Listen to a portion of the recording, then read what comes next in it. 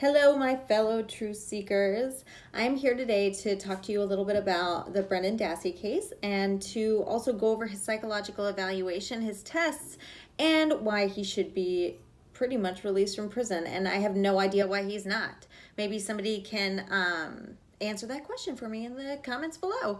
So just a little bit of background on me. I am a master's degree student studying psychology. I am currently going through a whole class on psychological tests and assessments. So, I mean, I'm not an expert. This is not my expert opinion. This is just what I've read, what I know, and a little bit a conclusion based on that. So, that being said, let's get into it. First, I want to go over his whole statement, like his very first statement.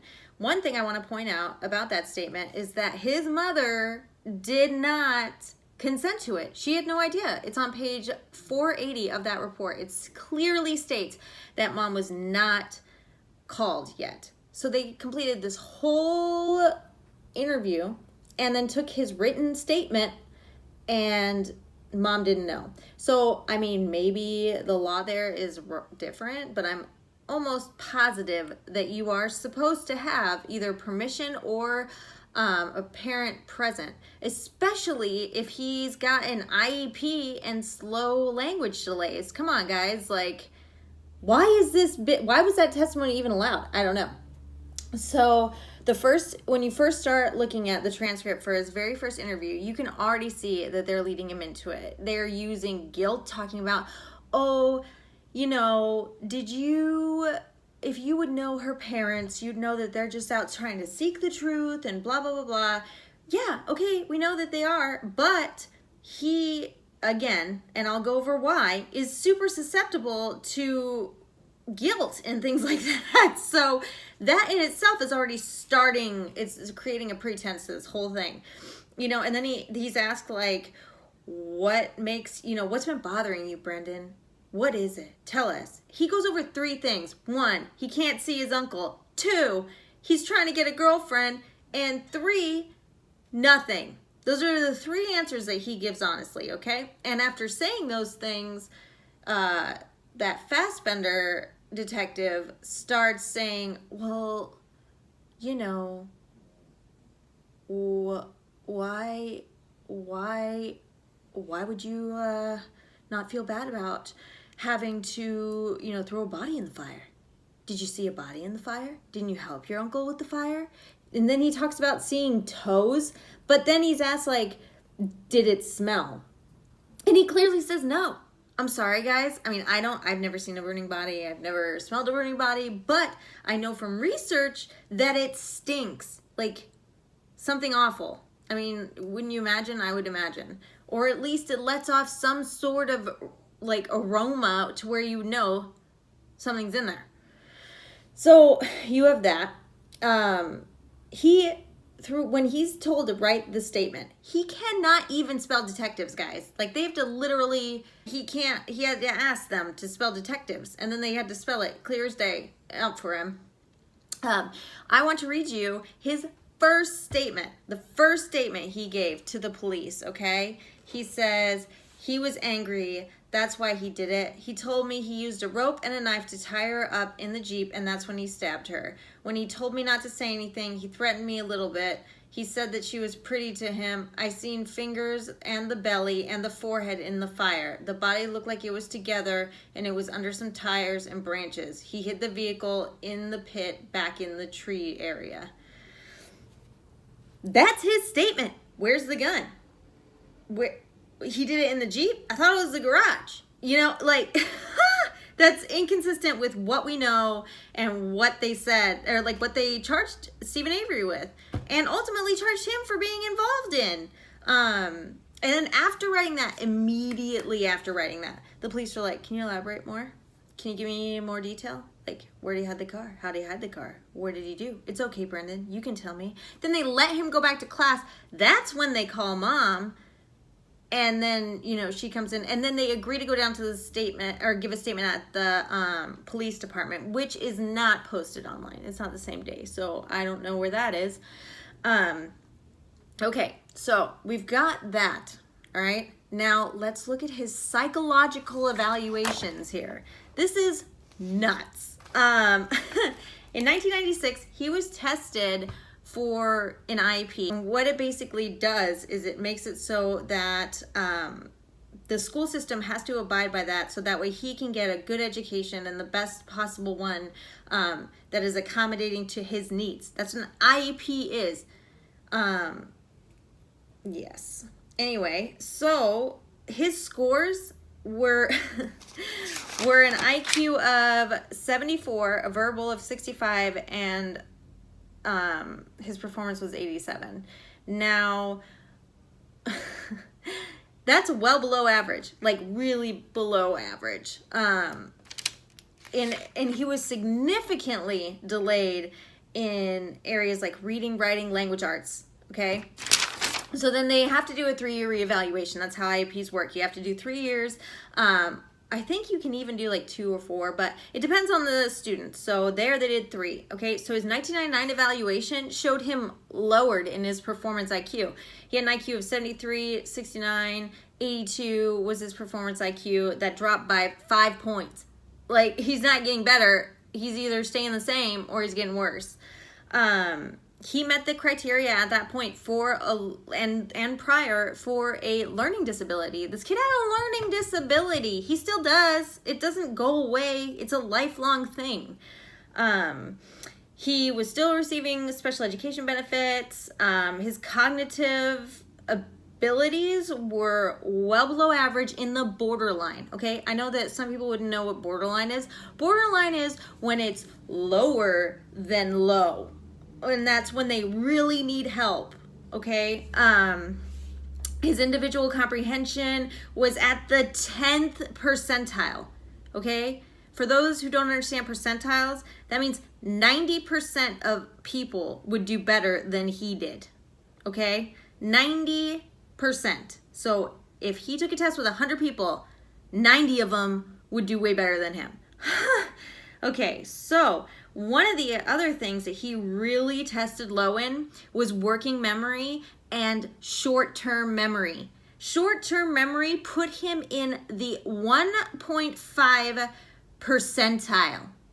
1.5. Okay, guys? That's 98.5% of people are better than him. So tell me how, if he has such a bad short-term memory, how you remembered all the gruesome details of that night. It wouldn't work. It works with the fact that he is completely, fabricating details. He's changing his story. It works with this. It really works. And so that was when he was 13 years old and in 7th grade.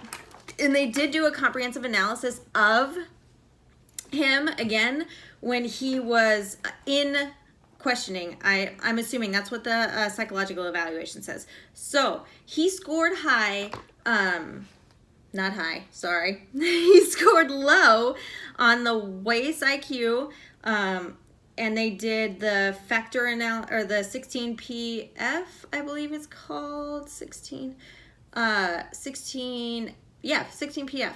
And all of these ones that will rank him at his IQ level, his personality, how susceptible he is to coercion, and just if he's submissive or dominant, or what his personality is. Like, they gave him the works, man. I even suggested on some site that they give him the KBIT too, but they already did. And guess what? He scored below average to borderline in the full scale IQ. So imagine that.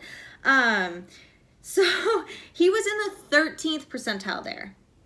13th. That means out of 100 people, 87 people would score better than him. Think about that, guys, okay? And then you also have the whole susceptibility. This one is just too much for me. The whole susceptibility and like social avoidance, all that stuff like that. For social avoidance, for social alienation, and for social introversion, he scores between the 1 percentile and the 1.7 percentile. Now, 1.7 is hypochondriasis, which that means that he really cares about what people think. He's trying to do he wants to impress people. He's scared that they're going to hate him, things like that.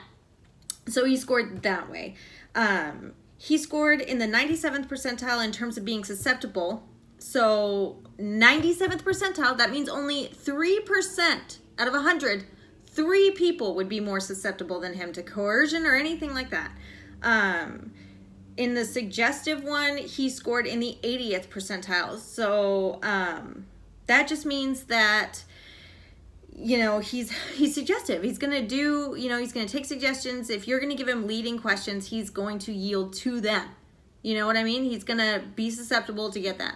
And then let me do one correction here. The shift positions was the 97th percentile. So in all of the things that you see, statements and him shifting like positions and doing this and this and this to try to adhere to what they want to hear, that's a part of his personality.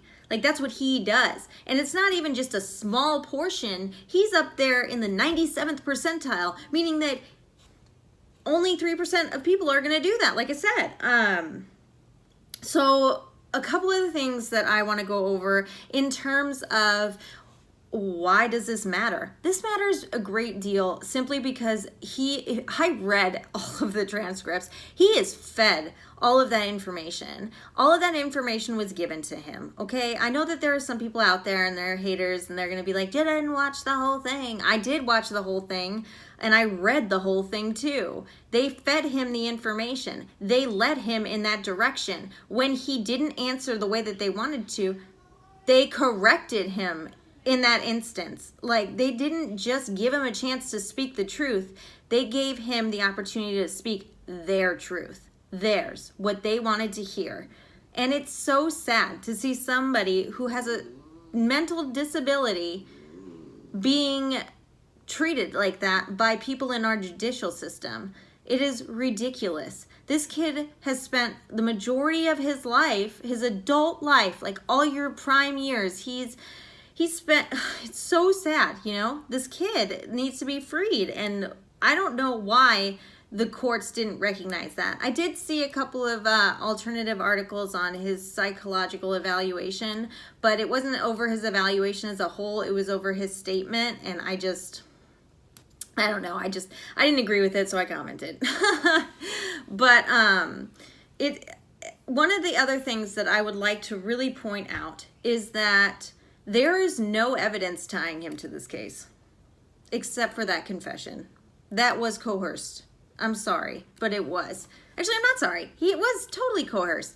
And one of the key factors that they said that I read is that they have 8 sets of prints that are unidentified in her car, and not a single one of those prints fit Brendan Dassey's or Stephen Avery's. And then you also have the fact that when he was asked where he saw her car, he said across the street. Now, correct me if I'm wrong, guys, but I'm pretty sure Bobby Dassey's house and his house are across the street. So if he saw her car across the street before they started coercing him, I mean, isn't that where season 2 leads us to believe that it's him? Even though, you know, if you click my other videos, you'll see my analysis. I don't really think it's Bobby Dassey. Maybe it's a combination of the two, but really I think it's somebody else. Anyway, so that's my overall evaluation. I can't believe that this kid is still in prison, and I really hope that this video is helpful to you guys in terms of understanding why psychological evaluation is an important key aspect as to why he should be free. If you have any questions, go ahead and feel free to comment below. I will say something else for the nerds who understand those psychological tests. They never, like, I mean, you could look it up online. I guess I could if I really wanted to, but they don't take into consideration the standard error of measurement in any of these evaluations. So the fact that he's falling in a borderline to low average, like below average score on all of these tests means that he's probably falling more towards the borderline. Because if you really, really read what he wrote, look at his drawings, look at everything, this kid is not functioning at a level of competence that he should be functioning at. And I would be curious to see what his psychological evaluation would reveal had they done one now before his appeals. So that being said, I'm signing off. I hope you guys enjoyed the video. Don't forget to push subscribe. I'm going to be checking out a few more of some true crime documentaries and researching them. And if you have one that you'd like to have me do, go ahead and comment it below. Thanks so much for watching. Like, I know I'm just some girl in my room, but thank you so much. And I hope you have a great day. Bye.